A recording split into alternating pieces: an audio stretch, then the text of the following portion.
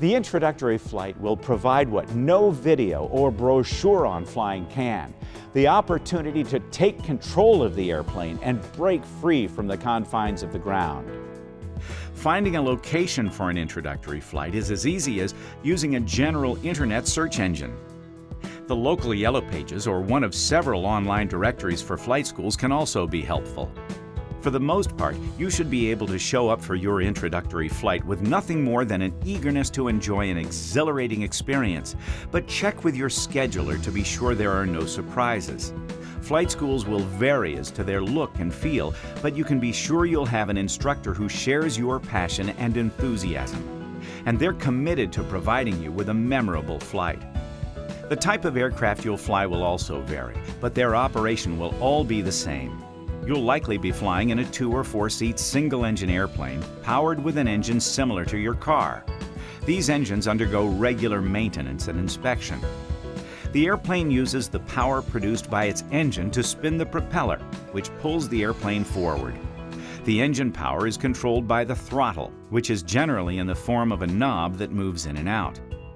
At the same time the propeller is thrusting the airplane forward, air is being accelerated over the top of the wings. This airflow is primarily responsible for the airplane being able to stay aloft. Once airborne, we rely on 3 primary flight controls. There are ailerons that control the airplane's rolling motion, controlled by the left or right motion of the wheel or yoke. The yoke can also move forward and backward, which controls the aircraft's elevator. The elevator is responsible for the pitch up or down of the airplane. The airplane's rudder is controlled by foot pedals, either left or right, which will yaw the airplane in that same direction. At quick glance, the flight instruments can appear to be a collection of round instruments or a digital display of meaningless information. It will make a lot more sense if we identify our 6 basic instruments. The airspeed indicator shows you just that, your speed. The attitude indicator shows the airplane's position relative to the horizon. The altimeter provides the aircraft's altitude above sea level. The turn coordinator shows the rate at which the airplane is turning. The heading indicator provides our direction. And finally, the vertical speed indicator shows the rate of climb or descent. You'll find these same basic flight instruments, either in an analog or digital format, in every airplane you'll fly. The airplanes we fly are inspected prior to every flight to ensure that its systems are all functioning properly.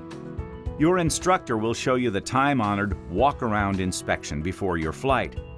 Another time-honored tradition is the use of checklists. The use of checklists ensures that no important steps are overlooked. Once we've started the airplane, driving the airplane on the ground is called taxiing. You steer with your feet on the pedals, not the control wheel. Push the left pedal to turn left and the right pedal to turn right. With our pre-takeoff checks complete, we're ready for takeoff. Takeoff is that magical time when we transition from the ground to a flying machine.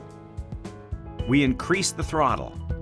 A slight coaxing with the control wheel when we reach our target speed will allow the airplane to break free of the ground. The acceleration will be brisk and the sensation of transitioning into the air will be unforgettable. You'll continue climbing until reaching a safe altitude. If you feel an occasional bump, it's normal. The airplane will fly just as well in a few bumps as it would in perfectly smooth air. You can think of these bumps just like small waves you'd encounter in a boat. Harmless. Making the airplane climb, descend, and turn involves an interaction between your hands and feet. A control wheel or stick works much like a steering wheel. You turn it to the side in which you want it to turn. Push on the rudder pedal that's on the side in which you want to turn. You'll also use the control wheel to climb and descend.